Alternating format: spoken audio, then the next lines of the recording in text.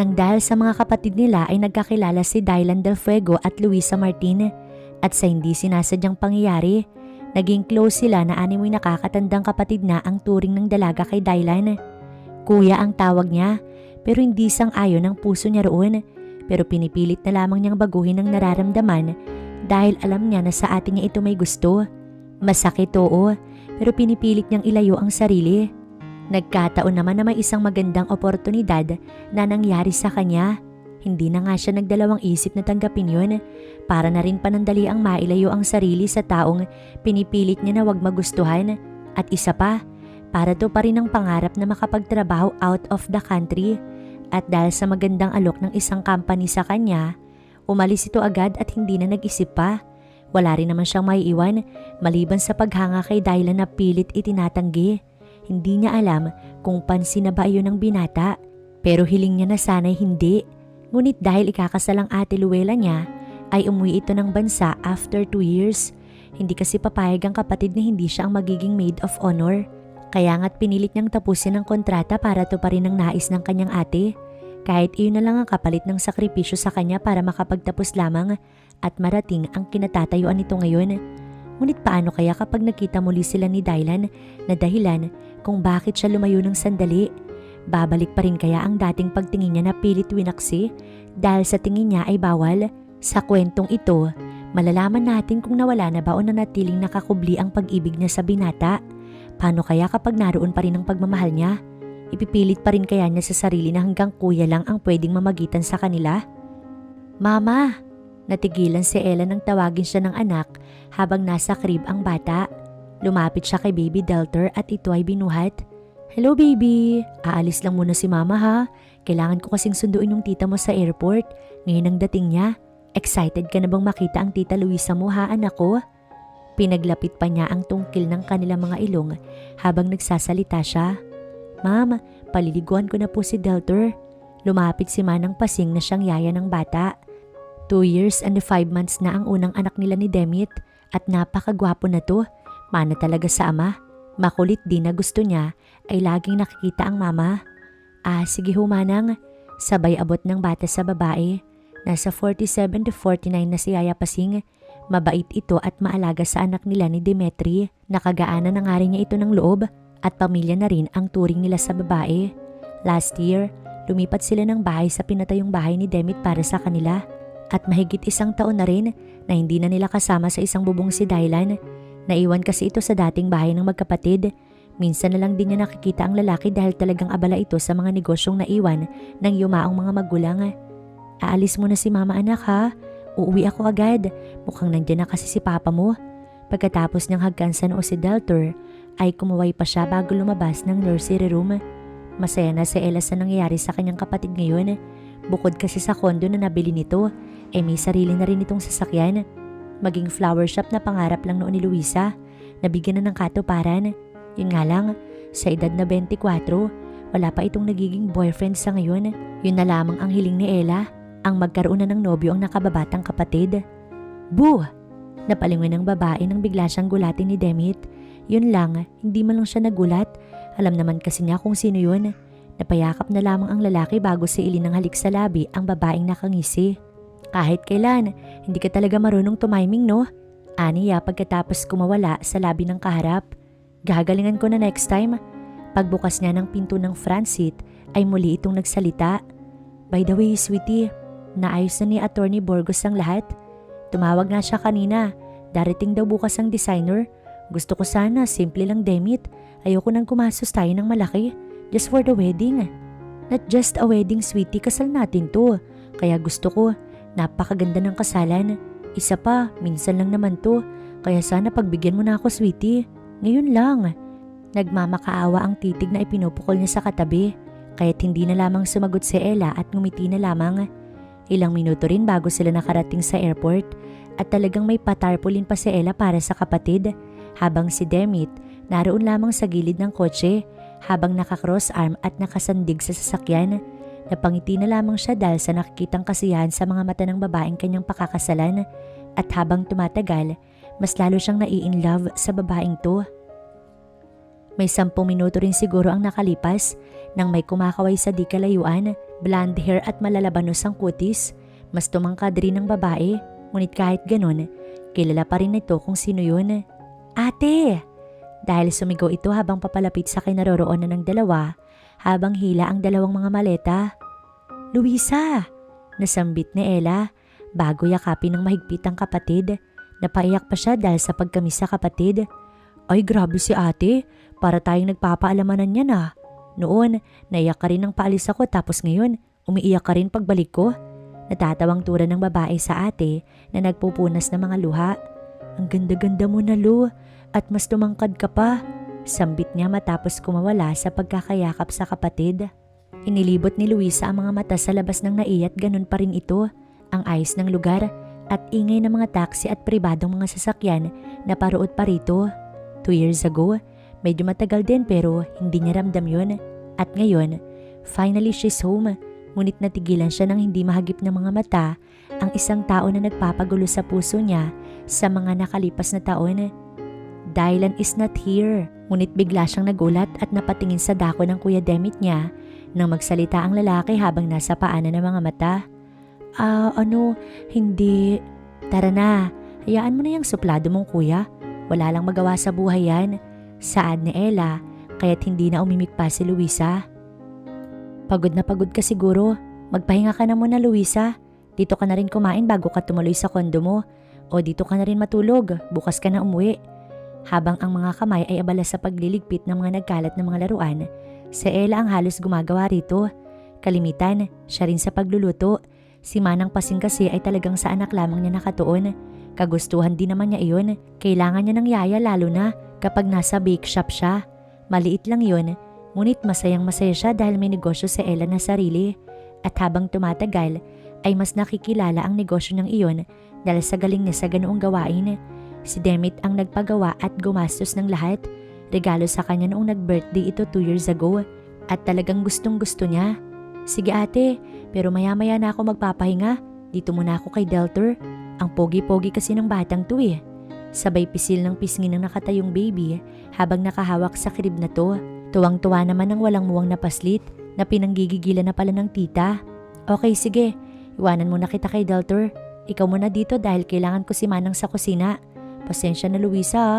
Naligo pa kasi yung kuya mo pero papunta rin yung dito matapos magbihis. Pagod ka pa tapos ikaw pa yung pinagbantay ko rito. Pilit ng ngiti ang sumilay sa labi ni Ella. Totoo naman kasi talaga. Sus, ito lang naman ate, hindi naman mahirap. Sige na ate, ako na muna dito. Huwag ka na mag-alala, kaya ko na to. Tumalikod si Ella matapos magbigay ng mga kailangan gawin sa baby. Kung ilang scoop ng gatas ang ilalagay sa bottle o kung nasaan ang mga diaper. Tumangutango naman si Luisa habang buhat-buhat ang malusog nitong pamangkin. Alam mo ba, nung umalis ako, 2 months old ka pa lang, pero ngayon ang laki-laki mo na. Parang mas malaki pa nga yata yung braso mo kaysa kay tita mo eh. Kiniliti niya pa ito at gano'n na lamang ang pagtawa ng bibi na buhat-buhat niya. Ang bigat-bigat mo din. Muling anas niya matapos maupo sa lapag. Marunong ka na bang mag-walk, baby Deltor namin? Sige nga, try natin. Binaba niya ang bata habang hawak pa rin sa magkabilang gilid. Baka kasi matumba. Isa pa, hindi niya alam kung nakakalakad na ba ito o hindi. Mahirap na, baka papalitan sa kanya. Tata! Ay naglalakad ka na pala baby. Galing-galing naman. At oo, ako si tata mo. So cute naman this boy. Akin ka na lang kaya. Kita sa kislap na mga mata ni Luisa ang saya habang kasama't kalaro niya si baby Deltor. Hindi mo ipagkakaila na namiss niya talaga ng gusto ang pamangkin. Tata! Oo, ako si tata mo. Maganda na ba si tata baby? Ngunit napangiti siya nang tinitigan lamang siya ng bata na may hawak na laruan. Oo nga pala, hindi ka pa nakakaintindi. Napabuntong hininga na lamang si Luisa. Kahit narito kasi yung atensyon niya, nasa ibang bagay naman ang isip niya, maging ang kanyang puso. Kanina nga rin, gusto niyang itanong sa atin niya kung nasan yung taong nais niya talaga makita. Para kasing kulang pa rin ang pa-welcome sa kanya dahil sa taong yon. Gustuhin man niyang magtanong, hindi rin maaari dahil baka kung anong isipin ng mga ito sa kanya. Isa pa, ayaw niyang magkasamaan sila ng loob ng ate niya. Kaya hayaan na lamang na lumipas ang lahat. Siguro sa mga susunod na araw, linggo, buwan o taon, mawawala rin ng kusa ang nararamdaman niya. Nagawa na nga rin niya noong makipag-date at magpaligaw, pero hindi rin nagtatagal dahil siya rin ang umaayaw. Unfair kasi para sa mga lalaki na hindi buo yung puso niya habang ang iba halos ibigay na ang buong kaluluwa mapasagot lamang siya. Nakailang BF na rin siya pero walang nagtatagal dahil sa kanya. Pilitin man niyang ibaling sa ibang nararamdaman, wala pa rin dahil parang ramdam talaga ni Luisa na naiwan dito ang kalahati ng kanyang puso. Inaantok ka na ba, baby? Natigil siya sa pag-iisip nang makita ang batang humikab. Nakahiga kasi ito sa kandungan niya habang naglalaro. Tinapik-tapik niya ang hita ng bata habang ito inaawitan. Tulog na, baby Deltor. Tulog na yung gwapong baby namin. Paulit-ulit na usal na to. Ngunit imbis na ang bata ang napapikit, ay siya itong naunang napapikit. Mabuti na lamang nakasandig ang likurang bahagi nito sa crib kahit hindi siya agad matutumba kung sakali mang ito'y makatulog. Siguro dahil sa biyahe, kaya't napagod talaga siya. At heto na nga siya na ang nakatulog, imbis na ang batang binabantayan. Mabuti na lamang at sarado ang pintuan ng nursery room, kaya't hindi basta-basta makakalabas ang bata. Tumayo si Deltor sa kandungan ng kanyang tita, habang pinagmamasdan ng bata ang babaeng nakatulog sa ganoong ayos. Ngumiti ang inosenteng baby boy. Mabuti na lamang at walang maliliit na laruan si Deltor na pwedeng nitong isubo, kaya't kahit ilagay niya sa bibig ng mga naroon ay hindi iyon malulunok. Kumatok si Dylan sa silid ng bata. Ang sabi kasi ni Manang Pasing, narito daw ang kanyang pamangkin. Ang totoo, kararating lamang niya kaninang umaga. Galing siya sa Palawan para sa isang event doon. 3 araw siya doon, kaya talagang na-miss niya ang cute na pamangkin. Hindi niya makita si Ella o ang kuya niya, kaya si Manang Pasing ang tinanong niya nang masalubong nito sa pasilyo ang yaya ng bata. Pansin nga rin niya na abala ang ibang mga kasambahay. Hindi na siya nagtanong, baka may okasyon o kung may pa-dinner ang kanyang kuya. Basta bahala sila, si Deltor talaga ang gusto niyang makita. At kung tatanungin kung may nararamdaman pa siya kay Ella, pwede na niyang diretsahang sambitin na wala. Pasalamat na rin siya dahil kusang naglaho ang pagmamahal niya na iyon at sa tulong iyon ng isang babae. Matapos niyang kumatok, dahan-dahan niyang binuksan ang pintuan. Wala rin kasing sumasagot. Ay oo nga pala, paanong sasagot kung baby ang nasa loob? Ayusin mo nga yung utak mo, Dylan. Natigil ang pagbulong niya nang sumilip muna siya sa awang ng pinto na ginawa niya. Si baby Deltor, nakangiti ito habang nasa paanan. Hello baby Deltor, gising ka pala. Bakit iniwan kang mag-isa dito ng yaya? Ay wala talagang. Kinuha niya ang bata at binuhat. Pumasok siya habang patuloy sa pagsasalita. Ngunit agad rin siyang natigil sa pagsasalita nang makita at mamukaan kung sino ang nasa gilid ng crib habang nakasandig at nakapikit. Luisa? Nauutal na bulong niya habang may nanlalaki mga mata. Halatang gulat na gulat at hindi makapaniwala sa nakikita. Natulala ng saglit si Dylan. Hindi niya kasi akalain na ang nasa isip kanina ay nasa harapan niya ngayon at natutulog habang ito ay nakaupo at nakasandig sa crib ni baby Deltor. Mukhang pagod na pagod ang dalaga. Iniisip niya na baka kanina lamang ito umuwi ako kahapon. Wala siyang ideya. Oo, alam niyang nasa abroad ito. Friend din niya ang dalaga sa social media. Pero kung minsan lang din kasi mag-update ang babae. At 1 o 2 beses lang yata silang nagkausap sa chat noon. Matapos noon, hindi na muling nasundan. Minsan, tinatawagan niya pero laging busy ang linya. Kaya nga't hindi niya nakinulit. At ngayon, umuwi na pala ito na wala man lang siyang kaalam-alam. Tumawag naman ang kuya niya pero hindi niya ito in-expect na mangyayari. Hindi naman kasi detalyado kung magbibigay ng balita ang kapatid. Sanay na siya noon pa man kaya hindi na siya magtataka pa. Matapos patulugin si Deltor, inilapag niya ito sa crib ng dahan-dahan. Nakatulog ang bata dahil pinalitan niya ng diaper pagkatapos padidehin. Marunong siya pagdating sa mga bata dahil noong 3 months old si Deltor, siya na ang kalimitang nag-aalaga dito. Kaya inaral niya talagang mabuti kung papaano mag-alaga ng mga baby. Kaya no hassle siya sa mga ganitong gawain. Kinumutan din niya ang baby. Ngumiti pa siya dahil nawala talagang pagkamis niya sa pamangkin nang ito ay makita. Ngunit natigil siya at nabaling ang atensyon kay Luisa na akmang matutumba sa lapag. Para hindi mangyari yun, mabilis siyang gumalaw upang saluhin ang ulo ng dalaga. Parang pagod na pagod talaga si Luisa kung titignan niya. Pero hindi nito mapigilang pakatitigan ng babae dahil sa ganda ng natutulog na dalaga. Oo, maganda si Luisa noon pero mas gumanda ito at sa tingin niya ay mas pumuti rin. Lalong nagpaputi sa dalaga ang blondie nitong buhok. Hindi niya tuloy maawat ang mata sa pagtitig sa babae. Kuya, sorry, hindi ko sinasadyang makatulog. Ngunit napaayos ng upo si Luisa at agad na tumayo nang makita kung sino ang nasa harapan niya. Hi, matipon ng usal nito pagkatapos tumayo. Nandito ka pala? Nahihiya niyang turan. Gulat na gulat talaga siya. Kung hindi pa sa panaginip, hindi pa siya nagising. Napamulat siya ng mga mata na hahalikan na raw siya ni Dylan. Pero hindi rin talaga siya makapaniwala na ang lalaki nasa panaginip ay nasa harapan din niya ngayon at hindi talaga siya makapaniwala sa nakikita. Noon kasi, hindi naman masyadong macho ang taong ito. Pero ngayon, mukhang alaga sa gym ang katawan. Ang dating magaspang na pisngi ay napakakinis na parang magkasing kinis na lang din sila. Naka-army cut ito na dumagdag sa kakisigan nitong taglay. Maging ang pananamit ay talagang tulad na tulad sa Kuya Demit niya. Luisa, are you okay? Napalunok ng lihim si Luisa bago ito sumagot. Napakurap-kurap din siya para pigilan ng mga bagay na pumapasok sa kanyang isipan. Ha, oo, sige. Kuya, mauuna na ako. Sinulyapan niya ng saglit si Deltor bago nagsalita. Tulog na ang pamangkin niya kaya pwede na itong lumabas. Isa pa, nandito naman si Kuya Dylan niya. Mukhang ang lalaki ang nagpatulog sa bata. I mean si Dylan, parang ayaw na yata niyang tawaging kuya ang taong to.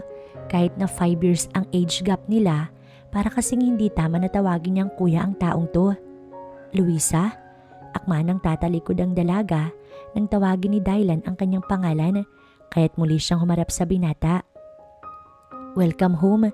Sumilay pa ang ngiti sa labi ng lalaki at hindi yun nakalampas sa mga mata ni Luisa. Ngunit nang titigan siya pabalik ng binata, mabilis niyang binawi ang tingin. Salamat ko. Pwede bang Dylan na lang? I mean, if you want lang naman, baka sa Dylan, maging komportable ka. Kung yan ang gusto mo, Dylan. Umiti siya bago tumalikod. Kailangan niyang tumalikod agad dahil ramdam niyang namumula na ang pisngi niya ng mga oras na iyon. Masyadong awkward ang mga pangyayari sa dalawa. Ganun talaga. Lalo na at noon ay kuya ang tawag ni Luisa kay Dylan. Ngunit ngayon, tila hindi na kasi tama na kuya pa rin ang itawag niya dahil sa damdaming muli yatang nabubuhay sa kaloob-looban niya. Muli nga bang nabuhay o sadyang nakatago lamang? Matapos ang tagpong iyon sa nursery room, ay agad na tinungo ni Luisa ang guest room para makapagpahinga kahit ilang oras lang. Antok na antok kasi siya dahil hindi ito nakatulog ng maayos sa eroplano kanina. Tsaka na lamang niya iisipin si Dylan kapag nakapagpahinga na nga siya. Sa tuwing iniisip kasi niya ang taong yun, talagang maging sa panaginip ay naroon ng lalaki na kung saan nagiging dahilan ng pagkakaroon niya minsan ng insomnia. Nang makapagpahinga ay naligo muna siya. 6:30 PM na nang masulyapan ng wall clock sa itaas ng pinto ang nakasarado. Nakapagpahinga na rin siya. 3 oras din yata siyang nakatulog. Ang sarap din talaga lalo na't hindi okupado yung isipan habang nagpapahinga. Plain mint green below dani ang dress na sinuot niya. Naka-criss-cross ang likuran nun na walang manggas. Noong nasa ibang bansa siya, halos hindi siya nakakapagsuot ng mga ganitong damit dahil sa tuwing taglamig ay isang dangkal na kapal mga jacket ang kalimitang suot niya. Kaya nga ngayon, talagang isusuot niya mga damit na hindi niya naisuot sa abroad nun. Isa pa mainit, kaya bagay lamang ito. Matapos magsuklay, ngumiti pa siya sa human size mirror. Maganda siya, alam niya yun. Pero parang baliwala lamang iyon sa lalaking nais niyang makapansin sa kanya. Pero di bali na, mabuti na yung ganito at least walang gulo. Ma'am Luisa, pagkatapos niyang umikot sa salamin, ay sakto namang may tumawag sa kanya mula sa labas ng silid. Oho manang, nandyan na. Sagot niya nang may paggalang. Pagkababa niya ng suklay at lip tint, tinungo na niya ang pintuan. Si Manang Pasingang tumawag sa kanya. Kakain na raw po, sabi ni Ma'am Ella. Natigilan pa ang kasambahay nang bumungad ng babae sa harapan niya. Hindi po ba maganda? Hindi napigilang tanong ni Luisa. Ha, hindi po yun. Ang ganda-ganda niyo nga po, ma'am. Bagay po yung kulay sa balat niyo. Ngiting paliwanag ng babae. Salamat, Manang. Aniya, bago humakbang. Sumunod naman si Manang Pasing na hindi maalis ang mata sa babaeng sinusundan. Luisa, tara na, kakain na tayo. Bungad ng kanyang ate. Naroon ang lahat, maging ang cute na pamangkin ay naroon din. 8 seats ang dining area. 3 upuan sa magkabilang gilid at isahan sa magkabilang dulo. Bago na upo si Luisa, pinagmasdan muna niya ang lahat ng nakahain at talagang natakam siya nang makita ang mga pagkaing paborito. Sa kaliwang bahagi sa gilid, sa unang upuan nakapwesto si Dylan, sa kanang bahagi ay si Demit, katabi si Ella habang buhat si Deltor na mukhang hindi mapakali. Tatabi sana siya sa ate niya nang masulyapan nito si Dylan at talagang napabawi siya ng tingin nang mahuli niyang nakatitig ito sa kanya. Ngumiti ang binata bago tumayo. "Dito ka na, Luisa," wika ng binata matapos hilahin ang upuan. Hindi sana siya uupo ron pero dahil nahihiya siyang tumanggi, napilitan na lamang siyang lumapit at maupo sa tabi ng lalaki. "Let's eat." Hindi napigilang usal ni Demit upang siguro awatin ng kapatid sa kakaibang titig nitong pinupukol kay Luisa. Nakinayuko naman ng babae. Napangiti naman si Ella habang nakamasid sa mga naroon. Matapos ng hapunan, tinungo ni Luisa ang teres. Hindi talaga siya makapaniwala sa Pilipinas na siya. Madilim sa labas pero pinili niyang manatili ron habang nakatayo at nakaharap sa compound ng malaking bahay. Kita pa rin naman ang paligid kahit gabi na dahil sa mga ilaw na makikita sa pathway patungo sa may gate. May ilaw din sa di kalayuan na malapit sa punong santol. Mukhang pinagbubuhusan talaga ng pera ang ayos ng paligid at ang mga orchids na nasa unahan ay napakagaganda rin. Hindi talaga yun mawawala dahil paborito ng ate Ella niya ang mga halamang namumulaklak, lalo na ang mga orchids. Umihip ang malamig na hangin at hindi niya inapaghandaan. Napaka-cross arm tuloy siya dahil ang suot niya ay dress na walang manggas. "Here." Pero napalingon siya nang may matipunong tinig itong narinig at may lumapat na jacket sa kanyang balikat. "Salamat," mahinang usal niya. "Gabi na, bakit narito ka pa?" Lumapit ang lalaki at tumunghay din sa bahagi kung nasaan nakatingin ng dalaga. Nagpapahangin lang." Medyo lumayo siya ng ilang dangkal dahil malapit nang magtama ang kanilang mga siko kung hindi niya iyon ginawa. Sandaling tumahimik ang paligid at hindi talaga iyon gusto ni Luisa. Parang may bumabara rin sa lalamunan niya kaya't bawat salita nito ay nauutal na hindi naman dapat. Napakabilis din ng tibok ng puso niya. Naanimoy kabang-kaba. Kaya nga kahit pilitin niyang pahabain ng usapan, hindi niya magawa. "How are you? I mean, kamusta yung abroad?" Habang ang mga mata ay nasa madilim na kalangitan, nayuko naman ng dalaga bago sumagot. "Okay lang, malamig." Parang gusto na niyang batukan ng sarili dahil sa sagot. Napikit din siya dahil kahit ang pagsasalita ay mukhang hindi pinag-iisipan. Masisisi niyo ba siya kung talagang ganun siya kapag kausap ang taong pilit na itinatanggi? "Gabi na, bakit hindi ka pa natutulog?" Muling tanong ng lalaki matapos maupo sa isang upuan na gawa sa uway. Katabi nun ay isang lamisita. Sa ibabaw ay isang flower vase na may red roses. Mukhang kanina lamang nilagay dahil fresh pa ito. "Inaantok na nga ako. Sige na, mauna na ako sa'yo." Paghakbang niya ay sinundan pa siya ng tanong ng lalaki at napapalunok talaga si Dylan sa kaseksihang taglay ng dalaga. Naisin man niya makapag-usap sila ng medyo matagal, hindi rin yata maaari dahil pansin niyang iniiwasan siya ng babae. Kung ano man ang nagawa niya noon, talagang hindi naman niya sinasadya pero hindi siya nagsisisi dahil sa nangyaring yun. Napabuntong hininga si Dylan na makailang ulit bago binawi ang tingin sa kakapasok lang ng dalaga sa loob ng bahay. Hindi rin niya pinigilan si Luisa. Siguro makakapag-usap din sila one of this day. Kailangan na rin niyang umuwi. Kailangan niya ng pahinga dahil hindi pa siya nakakapagpahinga simula nang dumating siya sa Manila at parang gusto rin niyang matulog sa sariling kama. Pagtayo niya, kinapapa nito ang susi sa bulsa ng suot na maong pants. Ngunit kinagulat niya nang wala ang susi ng kotse niya roon. Napaisip siya kung saan niya posibleng nahulog yun at nang maalala, bumalik siya sa loob ng bahay upang tunguhin ang nursery room ni Deltor.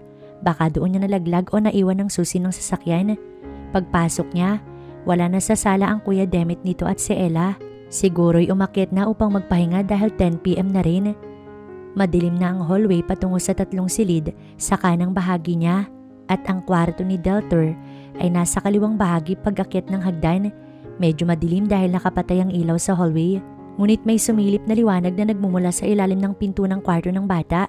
Kaya't naisip niya, nagising pa o baka may tao doon. Nakakatatlong katok na siya bago bumukas ang pintuan. "Dylan, narito ka pa pala?" Nahihiyang wika ng dalaga habang nakahawak sa doorknob ng pintuan. Ano kasi, naiwan ko yata sa loob yung susi ko. Sumilay ang ngiti sa labi nito, kaya't muli na namang dumagundong ang puso ni Luisa. Parang may mga kabayo naghahabulan sa loob ng kanyang dibdib dahil sa lakas ng pagpintig nun. Oo, sa'yo pala yun. Nakita ko kanina nang pumasok ako rito. Sandali, kukunin ko lang. Pagtalikod niya ay pumasok naman si Dylan at sumunod ito habang nasa likuran ni Luisa. Pagdampot ng susi sa mini table sa tabi ng lampshade ng bata, agad siyang humarap upang sana tunguhin ang pintuan. Ay kabayo! Halos tumalon ang puso niya sa kaba nang makita na nasa likuran na pala niya ang binata. Ouch! Protesta ng lalaki nang hindi sadyang matamaan yung ilong nito ng siko ni Luisa. Sorry. Hindi ko kasi alam na nandyan ka pala sa likod. Tarantang usal niya rito. It's okay, kasalanan ko naman. Habang inihimas ang ilong. Patingin? Ngunit dahil na rin sa pag-aalala, hindi niya napigilang hawiin ang kamay ni Dylan upang tingnan ang tinamaan. Sorry, namula na. Hindi ka kasi nagsasalita dyan eh. Aniya bago kumuha ng band-aid para ilagay sa ilong ng binata. Buti na lang, may first aid kit na sa drawer. Kita niya iyon kanina kaya't alam niyang merong gamot doon. Salamat, sambit ng lalaki. Ngumiti naman si Luisa at agad na binawi ang kamay. Ngunit hindi niya inaasahang pipigilan siya ng binatang gawin yun. Dylan, what are you doing? Nauutal na sabi na to. Alam mo naman siguro kung anong nangyari 2 years ago. Gusto ko lang sanang, please, wag mo nang ituloy. Ayoko marinig yung mga sasabihin mo. Nakalipas na yun kaya sana. No, let me tell you this. Ang nangyari nun ay mangyayari pa rin sa hinaharap. I assure you that. Anong gusto mong sabihin? Napipilitang tanong ng dalaga at habang naghihintay sa sagot, hindi niya maiwasang kabahan ngunit hindi siya sinagot ni Dylan. Pinakatitigan lamang siya nito na tila nangungusap ang mga mata. Pero dahil hindi niya kaya makipagtitigan, agad niyang binawi ang mga mata at takmang yuyuko nang hawakan ni Dylan ang panga nito at pilit na itinaas. Alam mo bang araw-araw kong pinapanalangin na sana bumalik ka na ng walang kahawak kamay? Matipunong tinig na usal nito. May malamlam na mga mata. Halos lumuwa ang mga mata ni Luisa nang pigilan ni Dylan ang gustong itanong ng babae sa pamamagitan ng pagsiil nito ng halik sa labi ng dalaga. Ngunit agad ring natigil nang bigla siyang itulak ni Luisa. What the? Anong nangyayari dito? Pareho pa silang napalingon nang may magsalitang bigla. Nakabukas pala ang pintuan at nasa labas si Demit habang nakataas ang isang kilay. Halos pabaling-baling ang katawan ni Luisa. Mayat maya rin ito kung gumalaw. Dahil mag-aalauna na ng madaling araw, hindi pa rin siya dinadalaw ng antok. Paano ba naman sa bawat pagpikit niya, si Dylan ang laging lumalabas sa imahinasyon niya? Ano ba kasing nakain ng lalaking yun at bigla siyang hinalikan? Tapos nahuli pa sila ni Kuya Demit niya. Walang katumbas ang kahiyang nararamdaman niya sa tuwing maiisip ang nangyari kanina sa pagitan nila ni Dylan. Pero may parte rin ng puso niya na talagang hindi maitatago ang kilig. Maaari pa rin pala iyon sa kagaya niyang 25 years old. Akala niya kasi para lamang sa mga teenager ang mga ganong bagay. Kainis! Sabay balikwas niya sa higaan. Umupo ito sa gitna ng kama habang patuloy na sinasabunutan ng buhok. Ngunit tumayo rin siya ng magsawa, binuksan ng ilaw at naupo sa bakanting upuan sa dami ng human-size mirror. Nakataas ang isa niyang paa at ipinatong ang panga sa tuhod. Nag-isip siya ng ilang saglit at parang napakalalim nun. Maya-maya'y tumayo ito at kinuha ang cellphone na nakapatong sa mini table na nasa gilid ng kama kung saan naroon ang lampshade. May denial siyang numero. Nakailang ring din iyon bago sinagot ng tao sa kabilang linya. Bakit ka ba nambubulabog? Gabing-gabi na. Vince, makita tayo. Diretsahang wika sa kausap. Si Vince ay best friend niya simula high school hanggang magtapos sila ng kolehiyo. Bakla ito, na kinagaanan talaga niya ng loob. Mabait at kalug na best friend si Vince. Ngunit nang umalis si Luisa ng bansa, malimit na lamang silang makapag-usap. Bakit? Nasaan ka ba? Di ba nasa LA ka, bakla ka? Papasok ako sa cellphone tapos… Nandyan ka na ba? Nilayo ni Luisa ang cellphone sa tenga. Dahil tila mabibingin siya sa sobrang lakas ng tili ng kaibigan. Mukhang alam na nito kung nasaan si Luisa. Bakla ka? Kailan ka nakauwi? Bakit hindi mo naman ako in-inform? Nanggigigil ako sa'yo. Nasan ka ba ha? Hoy! Sunod-sunod na tanong nito na may malakas na tinig. Sandali nga, kumalma ka nga pwede ba? Lilipad ang earwax ko niyan sa boses mo eh. Natatawa pa siya habang nagsasalita. Inisa-isa naman ni Luisa ang bawat pangyayari. Wala rin naman kasi siyang itinatago sa taong to. Maging kay Dylan ay alam din ni Vince, buhat pa noong una. Bakla ka? Totoo ba? Muli nitong tili. Oo nga, kaya pwede ba tigilan mo na yung kakatili? Susunduin kita dyan. Hindi ako makatulog eh. Isa pa, Sunday naman bukas kaya pwede kang magliwaliw. Ani at pumayag naman si Vince. Kahit walang alinlangan siyang nagpalit ng damit upang umalis ron. Hindi na lamang siya magpapaalam sa ate niya dahil alam niyang tulog na ito. Isa pa, ginagawa naman niya ito noon sa ibang bansa. Skinny jeans na itim ang kanyang napili at tube na pula. Pinatungan lamang niya ng leather jacket na itim para hindi siya masyadong lamigin. Matapos isuot ang boots ay lumabas na siya ng walang ingay. Baka kasi magising ang iba, mahirap na. Uuwi rin siya bago mag-umaga. O pwede rin sa kondo na lamang niya ito tumuloy. Bukas na lamang siya ng umaga babalik rito para kunin ang kanyang mga gamit. Luisa, where are you going? Ngunit nang nasa pinakababa na siya ng hagdan, ay gano'n na lamang ang gulat nito nang naroon pala si Kuya Demit niya. Napaakit na rin sana sa taas. Kuya, gising ka pa pala. Nauutal na wika niya rito. Humingi ng tinapay yung ate mo eh. Seryoso nitong sambit. Nakita naman ni Luisa dahil sa hawak ng kanyang kuya. How about that? Tukoy niya sa sardinas. Ito raw yung gusto. Napaisip si Luisa pero hindi niya binigyan ng malalim na kahulugan. Sino yung kasama mo by the way? Gabing-gabi na. Si Vince kuya. Sige, mauna na ako. Wag mo na lang sabihin kay ate ha. Bye. Kumaway pa siya bago tumalikod. Baka kasi hindi siya payagan ni Kuya Demit niya. Napapakunot na kasi ng noo yung lalaki at mahirap na. Mabuti na lang talaga at naroon ang kanyang sasakyan. Kahit iyon ang ginamit niya para sunduin si Vince. May ilang minuto rin bago siya nakarating sa kondo ng kaibigan. At naroon na pala ito sa parking lot ng building nang maabutan niya. Ang tagal mo bakla. Kanina pa ako dito eh. Pinapak na ako ng mga lamok. Mabuti sana kung yung mga boylet yung pumapapak ayos lang. Ngunit natigil siya sa pagsasalita at pinagmasdan mula ulo hanggang paa ang nasa harapan. Teka nga, ikaw ba si Luisa? At napatanong na lamang, ibang-iba kasi ang babaeng nakikita niya ngayon kaysa sa best friend niya noon. Of course, ako to, sino pa ba? Napangiti na lamang si Luisa bago niyakap ang kaibigan. Pagkatapos nilang maglukuhan, mag-usap, umalis sa mga ito sakay ng Montero na pagmamay-ari ni Luisa. Sa isang sikat na bar sa Makati sila nakarating. Treat daw ni Vince kaya't walang problema kay Luisa. Pagpasok nila ay ID agad ang tinignan ng bouncer. Ganito kasi talaga ang patakaran sa bar na to, lalo na at kilala pa, nag-iingat lang din siguro. Ay, maraming tao ngayon, Bax. Usal ni Vince pagpasok ng bar. Anong oras na pero marami pa ring tao?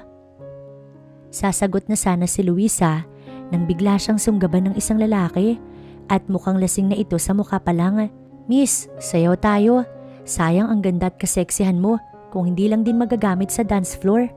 Sambit pa nito at marahas na hinila si Luisa. Hoy pre, bitawan mo yung kaibigan ko. Hindi mo yan kauri. Ngunit agad siyang hinila ni Vince upang hindi madala ng lalaki ang kaibigan. Bitawan mo ko ano ba? Dumagdag pa si Luisa na nagpupumiglas. Tara na, aarti ka pa. Sa lalaki pa rin naman yung bagsak mo. Ngunit sampal ang isinagot ng dalaga sa bastos na lalaki. Matangkad ito at payat at hindi rin naman kagwapuhan. Pero ang lakas ng hangin sa utak. Huwag mo kong itulad sa mga babaeng kakilala mo. Nanlilisik ng mga mata ang pinukol niya rito. Aba, lumalaban. Gusto ko ang ganyan. Medyo pakipot. Ngunit tila nasiyahan pa ang lalaki. At akmang hahabulutin muli ang kamay ni Luisa nang sipain ng dalaga ang kaligayahan na to. Aray! Reklamo nito habang namimilipit sa sakit. Tara na Vince. Hinawakan niya ang kamay ng kaibigan at akmang tatalikod. At saan ka pupunta? Hindi pa tayo tapos. Maagap siyang hinawakan sa braso at hinila pabalik. May mga mangilan-ngilan ng nakikiisyoso at mukhang sa kanila nabaling yung atensyon ng lahat ng naroon. Akala mo makakaalis ka? Matapos mong sipain yung ano ko? Gago ka! Hiyaw nito at takmang sasampalin si Luisa nang may biglang sumalo ng kamay ng lalaki. Go ahead nang hindi mo na masilayan ng bukas. Matipuno nitong tinig. Napakurap-kurap si Luis at pinag-iisipan kung kaninong tinig yun at nang tignan niya, Dylan, ang lalaki nakatalikod sa kanya habang nakaharap sa lalaking muntik nang makasampal sa kanya. Sige na, itapon niyo yan sa labas. Aniya sa dalawang bouncer ng bar. Are you okay?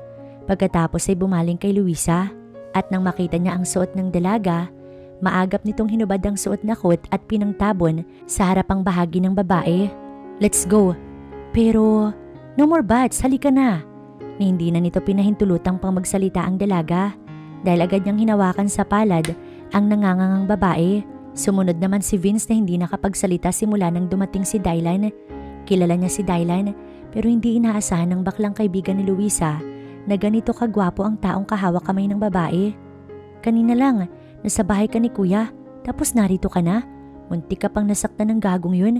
Ano bang pumasok sa isip mo? Habang palabas ng bar, hindi magkandamayaw sa paninermo ng binata. Hindi na lamang sumagot si Luisa dahil talagang halata niya na nanggagalaiti sa galit si Dylan. Naalala niya tuloy ang nangyari nun. Parang ganito rin yun. Yun nga lang, lasing na lasing siya nun. Flashback.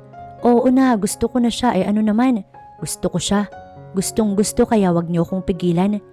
Hiyaw na Luisa habang nasa ibabaw ng lamesa sa isang bar sa Makati. Kasama niya si Vince at sa hari ng mga oras na yon. Pero kahit anong gawin ng dalawa, hindi ito tumitigil at bumaba ng lamesa. Napapahiya na rin ang mga kasama ng dalaga dahil sa mga pinagsasasabi na to. Sumasayaw-sayaw din ito na parang timang habang nasa taas ng lamesa. Bumaba ka na dyan, Luisa. Ano ka ba naman? Sambit ni Vince habang pinipigilan sa pagsasayaw ang nakapaldang dalaga. Ate Sahari, tawagan mo kaya si Ella? Nasa hospital si Ella at Demit kaya hindi pwede, Vince. Sagot ng babae na pilit pinabababa ang dalaga. Sinong pwedeng tumulong sa atin? Parang tanga na tong baklang to. Si Sir Dylan, tatawagan ko siya. Hawakan mo yung kaibigan mo at baka mahulog at mabagok yung ulo't mahirap na.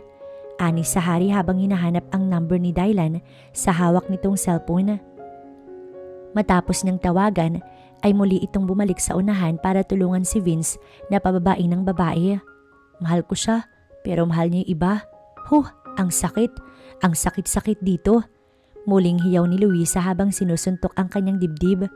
Hoy bakla, bumaba ka na dyan. Nakakahiya sa mga taong nakakakita sa atin. Ano ba? Kung alam ko lang na siraulo ka kapag nalalasing, di sana hindi na kita sinama rito. Wag mo akong pigilan, Vince. Gusto kong marinig ng mundo na mahal ko siya. Teka nga, Vince, sino ba'y tinutukoy nitong si Luisa? Takang tanong ni Sahari habang hawak-hawak ang kamay ng babae. Ate, si Kuya Dylan. Mahal kita, bakit hindi mo ko makita? Bakit hindi mo makita yon? I love you too, so please bumaba ka na dyan. Halos magsigawan ng mga nakakarinig at nakakakita sa nangyayari. Bigla kasing sumulpot sa kung saan si Dylan at sinagot ang sinisigaw ng babae. Halika na, baka mahulog ka pa dyan.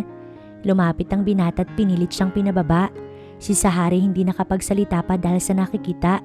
Kasi crush din niya si Sir Dylan niya pero... Ayan ate, si Dylan ang... Hoy ate, saan ka pupunta? Sigaw ni Vince nang biglang tumalikod si Sahari na wala man lang sinabi. Hindi na sinundan ni Vince dahil mas inuna niya ang kaibigan na buhat-buhat na ni Dylan ng mga oras na iyon. Bigla kasing nawalan ng malay si Luisa kaya't walang nagawa si Dylan kundi buhati ng dalaga upang iuwi na. Ikaw nang bahala kay Luisa ya. Iuwi mo yan ng ligtas. Pag ginabawasan, malalagot ka sa akin. Banta pa ni Vince bago ito tumalikod upang sumakay ng tricycle. Ako nang bahala. Ani naman ng lalaki bago tinungo ang kotse na nasa unahan lamang. Ano bang naisipan mo at nag-iskandalo ka sa loob? Bakit hindi mo sinabi para naman alam ko na gusto mo pala ako? I'm sorry kuya. Alam ko namang mali but I can't help it. Hayaan mo, pipigilan ko yung... Please don't give up on me. Bulong nito matapos dampian ng masuyong halik ang labi ng babae. Kamuntik pa niyang madaganan si Luisa dahil sa fransit na sila nang bigla niyang halikan ng babae. Alam niyang gising si Luisa kaya't hindi siya nagdadalawang isip na tanungin ng babae. Ayusin na sana niya ang pagkakaupo nang pigilan siya nito at si Luisa ang kusang humalik sa binata. Natigilan pa si Dylan Ngunit bigla ring napawi ng unti-unti nang nagiinit ang kanyang pakiramdam. Ngunit dahil sa normal pa yung isip at nirerespeto ang dalaga, hindi niya tinuloy yun. Inihatid niya ang dalaga sa apartment na to. Sorry kuya, sorry hindi ko sinasadya yun. Hindi ko naman talaga gusto eh. Pero ano bang magagawa ko? Kung kusa na lang dumating yung oras na kusa nang tumitibok yung puso ko sa tuwing nakikita kita. Please, ayokong malaman niya. Muling natahimik ang dalaga nang sunggaban siya muli ng nag-aalab na halik ni Dylan. Ayaw niya sana dahil sa respeto, ngunit hindi talaga mapigilan pa nang makita niya ang luha sa mga mata ng dalaga. Pagpasok ng pinto ng bahay, nilak niya yun habang sako pa rin ang labi ni Luisa. Hindi na rin nagpumiglas ang babae dahil halatang nais din niya ang mga nangyayari. Luisa, are you okay? Napabalik sa ulirat ang dalaga nang marahang tapikin ni Dylan ang palad na to. Nasa loob na pala sila ng kotse ni Dylan. Hindi man lang niya napansin yun. I'm fine. Sorry na damay ka patuloy. Wag mo na akong ihatid. May sasakyan naman ako. Isa pa, hindi ako lasing. Natigilan si Dylan. Mukhang maging siya ay may naaalala sa tagpong to. No, ipapakuha ko na lamang kay Manong Boy yung kotse mo. Si Boy ang guard ng supermarket. Pero, ngunit ibinaling na ni Dylan ang mga mata sa harapan matapos buhayin ang makina ng sasakyan. Kaya't hindi na tinuloy ni Luisa ang mga gusto pa sanang sabihin. Hindi na siya umimik at tinuon na lamang ang mga mata sa labas ng bintana ng kotse. Napabuntong hininga rin siya. Mukhang si Kuya Demit na naman niya ang nagsabi kung nasan siya. Hindi talaga mapagkakatiwalaan ng taong yun. Pero nagpapasalamat pa rin siya dahil nasa oras ang dating ng lalaking ito. Next time, huwag ka na magsusuot ng ganyan. Labas pusod pa. Alam mo na nga maraming lasing sa bar eh. Tapos ganyan ka pa. Sinulyapan pa nito ang tinutukoy. Kaya't naibaba ng kaunti ng dalaga ang pantakip na coat upang hindi makita ang kanyang tiyan. Sorry. Sorry nun. Tapos, sorry na naman ngayon. Ayoko nang makita na ganyan ka kumanamit. Madiin niyang usal. Oo na, bakit ba? Ang tanda-tanda ko na. Pero kung pagsalitaan mo ko parang 18 years old pa rin. Hindi naman kita tatay. At mas lalong hindi kita kuya. Kaya tigilan mo na yan na parang may pakailam ka sa akin. Dahil noon pa man, hindi ka naman nag-aalala sa akin. Hindi. Kaya tigilan mo na yung pagiging kuya sa akin dahil ayoko na. Ayoko nang maging kuya ka, ayoko. Pabulong ang huling salita niya matapos yumuko. Napasulyap ng sandali si Dylan sa katabi niya at kita niya ang lungkot sa mga mata ng dalaga. Mahalaga ka sa akin, kaya makinig ka naman. Aniya upang buhayin ang katahimikang namagitan. Luisa, wait. Ngunit tumakbo na papasok ng bahay ang dalaga. Tila umiiwas ito na mapahaba pa yung pag-uusap nila ni Dylan. Hindi na nga siya lumingon habang paakit ng hagdan. Tila yata may iniiwasan o sadyang may ibang dahilan lamang siya kaya't ganito siya kung umiwas sa binata. Luisa, saan ka galing? Nakasalubong pa niya ang ate niya habang tumatakbo siya sa hallway ng bahay. Ngunit hindi man lang ito sumagot at tuloy lamang sa pagtakbo patungo sa inuukupang silid. Nagtaka naman si Ella, ngunit hindi na sinundan ang babae. Alam ni Ella na galing sa barang kapatid dahil sinabi ni Demit, ngunit ang pinagtataka niya, bakit wala pa man ding isang oras pero bumalik na ito? Kung ano man ang nangyari, tsaka na niya itatanong. Isa pa matanda na si Luisa para pag-isipan pa ng kung ano. Tumuloy na lamang sa paghakbang ang babae upang bumaba ng hagdan. Habang si Luisa naman, pabagsak na isinara ang pintuan. No, hindi to maaari. Malito Luisa, di ba? Malito. Walang tigil na usal niya habang isa-isang hinuhubad ang kasuotan. Nagkamali siya sa mga nabitiwang salita. Ayaw na sanang niyang malaman pa ni Dylan na hanggang ngayon, mahal pa rin niya ang binata dahil mali yun. Mali para sa kanya dahil ang ate Ella niya ang mahal ng binata nun. Mali dahil sa nangyari sa kanila at ang nasa isip ni Luisa. Ginamit lamang siyang rebound ng binata habang ito ay patuloy na nagmo-move on sa sakit na hindi ito ang pinili ni ate Ella niya. Pinili niyang lumayo dahil ang alam niya, ginawa siyang rebound o napilitan lang ang lalaki noon na gustuhin siya para pasakayin at gawin siyang panakipbutas. Kaya pinili niyang umalis upang maiwasan ng binata na sa tingin niya ay sinaktan siya. Masyado ring mag-overthink ang mga babae. Bakit kasi hindi mo na magtanong bago mag-isip ng kung ano-ano? Ganito ang karamihan sa atin. Pinapangunahan ng lahat. Hindi mo nga alam kung tama ba yung nasa isip mo o hindi. Pareho ka pa rin ng dati. Hindi mo na ako maluloko, Dylan. Hindi na ako 19 years old na pwede mong utuin. Hindi na ako lasengga na nagwawala sa bar dahil sa lintik na pagkabaliw ko sa'yo. Hindi na ako yung Luisa na madaling makuha ng kagaya mo. Malakas na kanyang sambit. Kung naririnig man siya bahala na sila. Basta ilalabas niya ngayon ang sama ng loob dahil sumasakit talaga yung dibdib niya kapag hindi niya yung ginawa. Natigil lamang siya sa pagsasalita nang tumunog ang cellphone na nasa ibabaw ng kama. Ate Sahari calling. Agad niyang sinagot ang tawag pagkatapos isuot ang pajama. Luy, ano na? Nasabi mo na ba? Hindi pa ate. Kailangan mo nang sabihin dahil hindi rin magtatagal malalaman din nila. May pag-aalala sa tinig ni Sahari. Babalik din naman ako dyan ate. Magdalawang buwan lang ako dito, isa pa. Hindi pa ako handa sa lahat ate. Luisa, alam kong tatanggapin niya kung ano man ang sasabihin mo. Kaya sana maglakas loob ka na. Isa pa, ayaw mo bang maayos ang pamilya niyo? O kung meron mang namamagitan sa inyo, para na lang sa ate please, wag mo na ngayon. Please, bigyan mo ko ng panahon dahil hindi pa ako sigurado sa lahat. Paano na kapag hindi pala talaga niya ako gusto? Basta, gusto ko lang ipaalala sa'yo, hindi ka na 19 years old at alam mo na ang tama sa mali. Ang iniisip ko lang, please ate, ibigay mo na lang muna sa akin to. Aalamin ko lang muna kung mahal ba niya talaga ako bago ko sabihin ng lahat. Ayokong umasa sa wala. Napabuntong hininga siya bago pinatay ang tawag. Oo nga pala, isa pala iyon sa mga dahilan kung bakit siya narito sa Pilipinas. Ang alamin kung totoo ba siyang mahal ni Dylan dahil kung hindi, hindi na niya itutuloy ang plano. Kailangan na lang muna niyang gawin ay magpahinga dahil sumasakit na talaga yung ulo niya. Dahil wala pa siyang tulog na yung gabi at 2 a.m. na ng umaga. Binaba niya ang telepono at tamad na binagsak ang katawan sa kama. Bahala na. Basta kailangan niya ng pahinga. Kinaumagahan, tanghali na nang siya ay magising. Naghihikab pa ito habang pababa ng hagdanan. 10 a.m. na pero kagigising lamang ni Luisa. Ma'am, ano pong gusto niyo? Isa sa kasambahay ang sumalubong sa kanya habang nasa pasilyo patungo sa kusina. Hot choco tinapay na lang po. Nasaan ang mga tao? Ma'am, maaga pa pong umalis si Ma'am Ella at si Sir Demit. Magpapacheck up raw at dediretso sa wedding planner. Tumango lamang siya bago naupo sa dining area.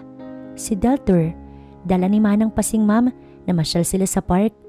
Ani ng kasambahay, bago ibaba sa harapan ni Luisa ang mug na may lamang hot choco. Nakaisang lagok pa lamang siya ng, "Good morning Sally." At napabugan na lamang siya ng iniinom nang marinig ang pamilyar na tinig mula sa likuran niya iyon. Kaya't hindi siya lumingon. Bakit nandito kaya itong taong to? Wala bang bahay to? Ibig sabihin, dito rin ito natulog kagabi? Bulong ng kanyang isipan habang pinupunasan ng tissue ang bibig, maging ang lamesa na binugahan niya ng iniinom. Yes sir, ngayon din po. Pagtalikod ng babae, naramdaman na lamang niya na may lumapit sa punong tenga niya. Ngunit hindi siya lumingon at tinuloy ang ginagawa. What about me? Hindi mo man lang ba higupin, bibigyan ng iniinom mo? Mukhang ang sarap eh. Like you. Halos tumayo ang lahat ng balahibo niya sa katawan nang bumulong si Dylan sa gilid ng kanyang tenga. Kaya't gano'n na lamang ang pag-ubo niya nang malunok ang malaking tipak ng tinapay. Careful honey. Sabay hagod nito sa likurang bahagi ni Luisa. Tila lumukso ang puso niya hindi dahil nabulunan, kundi dahil sa narinig na salitang honey na binanggit ni Dylan. Salamat, pabulong niyang wika. Ngunit hindi na sumagot si Dylan dahil bigla nitong hinila yung upuan ni Luisa at hinarap sa kanya. Instead of bread, pwede bang ikaw na lang ang breakfast ko? Matipunong tinig na wika nito sa dalagang halos lumuwa ang mata dahil naka-boxer short lamang si Dylan at nakasando ng puti. Okay na ako ate, kahit hindi nyo na ako ihatid ni kuya. Alam kong busy kayo sa paghahanda sa kasal. Isa pa parang hindi ka okay. Magpahinga ka na lang kaya muna. Habang hila-hila ang maleta palabas ng main door, kakapasok lamang din ni Ella at Demit. Ngayon lang sila dumating galing sa check-up daw ng ate niya. Sigurado ka ba? Ipahatid na lang kaya kita kay Dylan. No, ako na lang ate, kaya ko na. Huwag mo nang abalahin yung taong yun. Napataas na lamang ng kilay ang dalawa dahil sa reaksyon ni Luisa nang banggitin ni Ella ang pangalan ni Dylan. Ang totoo, kailangan na niyang umuwi sa kondo niya ngayon dahil sa kakaibang pakiramdam niya sa tuwing nasa paligid si Dylan. Hindi naman sa ayaw niya pero talagang hindi lang siya komportable. Lalo na't ramdam niya ang mga mata nito na parang laging nakatanaw sa kanya. Oo nga, at kailangan niyang patunayan kung totoo nga bang hindi siya pinaglololoko ng taong yun. Pero siguro, kailangan pa niyang masanay. Is there a problem, Luisa? Nothing, Kuya Demit. Kailangan ko talagang umuwi muna. Syempre, namiss ko rin yung kondo ko. Basta tawagan nyo lang ako pag kailangan nyo ko. Ngunit hindi talaga kumbinsido si Demetri sa mga mata pa lamang ni Luisa. Halata kasi na nagsisinungaling ito. Just wait me here. Ihahatid ko lang si Ella sa taas. Bakit, Demit? May problema ba? Hindi napigilang tanong ni Ella. Wala naman. May itatanong lamang ako kay Luisa pero ikaw, magpahinga ka muna dahil makakasama sa baby natin. Kapag di mo pinahingay ang hilo mo, inakay pa niya ang katabi at mga hakbang. Buntis ka, ate? Tanong ni Luisa. Halata rin ang gulat sa mga mata na to. Oo, Luisa. Kaya pala kung ano-ano yung mga gusto kong kainin, buntis na pala ako. Eto kasing si kuya mo masyadong malandi. Ouch! Reklamo ni Demit nang kurutin siya ni Ella sa tagiliran. Oo siya, hintayin mo muna yung kuya mo ha. Mauuna muna ako. Medyo nahihilo kasi talaga ako. Aniya bago tumalikod. Hindi naman maaalis sa labi ng dalaga ang ngiti. Masaya siya para sa ate dahil buo ang pamilya nito at ikakasal na rin sa lalaking mahal. Pero siya, may pag-asa pa kayang mabuo ang pamilyang hinahangad niya? Paano kung hindi pala talaga siya mahal ni Dylan? Paano kung rebound lang talaga siya para makalimutan nito yung ate niya? Paano kung sa mga nakalipas na taon, ate pa rin talaga niya ang mahal ng lalaking yun? Paano siya? Paano na sila? Bago pa sumabog ang utak niya kakaisip, minabuti nitong maupo muna sa sofa. Hihintay na lamang muna niya si Kuya Demit. Bakit ba kasi mahalaga ba'y sasabihin ng lalaki sa kanya? Pagkatapos itabi ang maleta, naupo ito sa sofa sa sala. Kumuha rin siya ng magazine para aliwin ang sarili habang naghihintay kay Demit. Tungkol sa negosyo at mga buildings ang tema ng magazine na kanyang nadampot. Hindi na lamang niya pinalitan at sisimulan na lamang buklatin. Ngunit ganun na lamang ang gulat niya nang makita si Dylan sa unang pahina ng magazine na hawak. Napakagwapo nito sa suot na tuxedo na gray. May kapares din ang binata na magandang binibini. Amanda Chavez ang nakita niyang pangalan doon. Bigla siyang nakaramdam ng sakit. Parang unti-unting tinutusok ang puso niya ng karayom at nang basahin niyang artikulo ay mas lumala pa nga ang nararamdamang sakit nang madako ang mata niya sa happy couple. Ibig sabihin, may GF na si Dylan at si Amanda Chavez yun. Halata rin sa kislap ng mata nila ang saya. Parang in love na in love. Natigil siya sa pagbabasa nang kusang pumatak ang kanyang mga luha. Pinunasan niya ng palad ang magazine na may tulo ng luha at sinara yun bigla. Tama nga siya. Pinaglalaruan lang talaga siya ni Dylan. Oo nga, parang mahal siya kung titignan at pakikiramdaman. Ngunit sa mga nalaman at nabasa, mukhang biro lamang ang lahat ng yun. Dapat alam niya na ito una pa lang. Sino nga namang kagaya ni Dylan ang maghihintay kung may mga babae na mas maganda pa sa kanya? Siyempre, doon na siya. Kasi nga bakit pa nga ba siya hintayin? Gayong nakuha na ni Dylan ang lahat sa kanya. Sino nga naman siya para hintayin, di ba? Dapat alam niya na to eh. Dapat talaga hindi siya nagpapaniwala. Luisa, are you crying? Natigilan siya at pasimpleng pinunasan ng mga luhang naglalaglagan sa mga mata niya. Ha, hindi kuya. Napuwing lang po. Hindi ako naluloko, Luisa, kaya tigilan mo ko. Just tell me what happened. Seryosong tura ni Demit bago na upo sa tabi ni Luisa. Ngunit humagulgol na ang dalaga bago pa ito nakapagsalita. Kaya't dahil sa awa ay walang alinlangan siyang niyakap ng lalaki upang aluin. Parang nakababatang kapatid na rin ang turing niya kay Luisa. Kaya kung ano man ang problema nito ay problema na rin niya. Kuya, at muling humagulgol. Tama na. Bakit ka ba umaatungal? May nangyari ba? Kahit kailan, hindi talaga marunong magsalita ng maayos ang taong to. Look at you. Para kang batang inagawa ng candy. Tumigil ka na dahil wala si Dylan para aluin ka. Bigla naman itong tumahimik dahil sa huling salitang narinig. Kuya, tell me, anong gagawin ko? Diretsahang tanong niya sa lalaki na pasandig sa headboard ng upuan. To whom? To Dylan? Amanda? Or to your 2 years old baby? Biglang napanganga si Luisa sa mga sinabi ni Demit. Paano nalaman ng taong ito ang lahat ng mga nasa isip niya? Come on, Luisa. You can hide it to all of them. But to me, I don't think so. Umiling-iling pa ito habang nakangisi. But how? Tanong niya sa sobrang pagkagulat. Noong umalis si Luisa, 1 linggo na siya nagduduwal at nahihilo.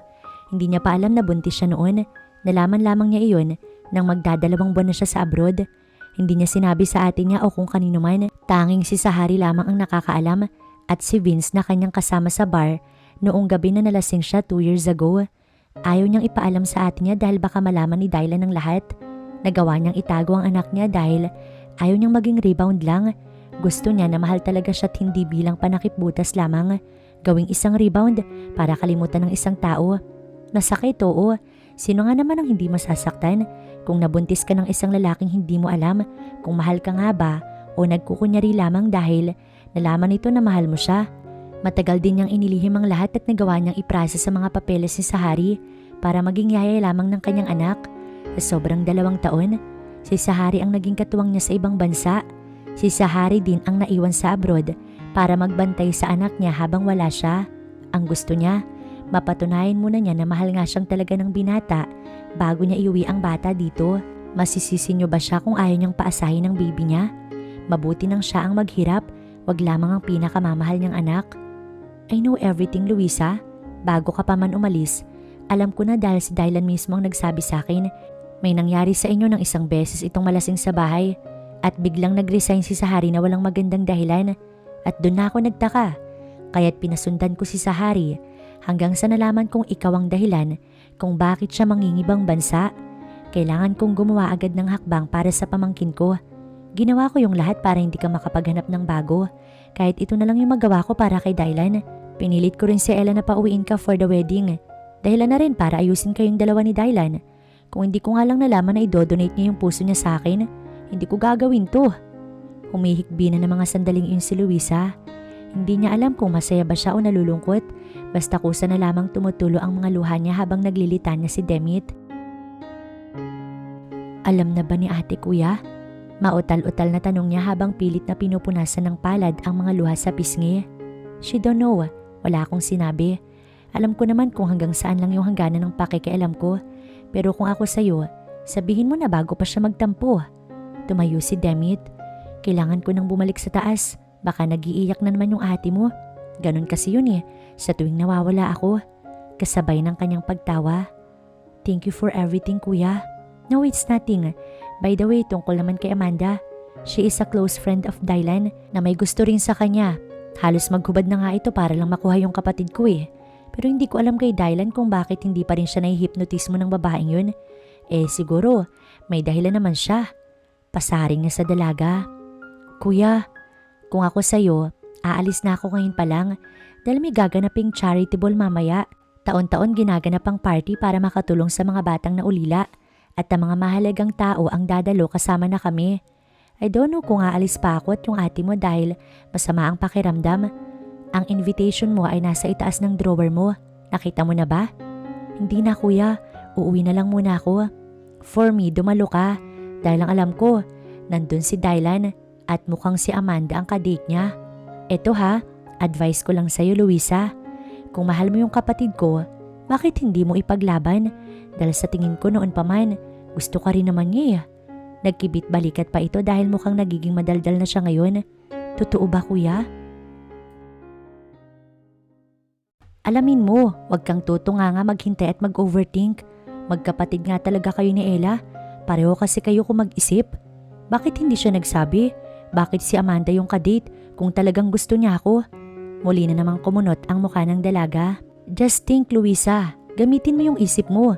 Hindi ko masasagot yan, kundi ikaw mismo, ikaw lang.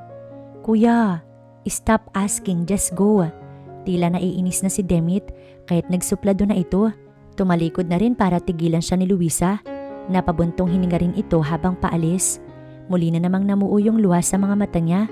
Paano ba niya ipaglalaban ng nararamdaman kung parang pinaglalaruan lamang siya ni Dylan? Talagang nanggigigil siya, lalo pat may kadate pala yung Dylan na yun. Tapos may pahigop-higop pa yung gago kanina habang nasa dining sila. Sira ulo pala yun Tapos aalis siya, wala na rin pala doon si Dylan dahil nauna na sa kanya. Yang magpaalam nga hindi marunong, ang magseryoso pa kaya. Gago talaga yun. Halos umusok ang tenga niya dahil sa inis. Para kasing pinagseselo siya ng lalaking yun. Ano ba yung mapapala ni Dylan kung gagawin niya yun? Wala ka talagang magawa no, Dylan. Manda ka talaga sa akin. Bulong niya bago hinila ang maleta upang umalis na.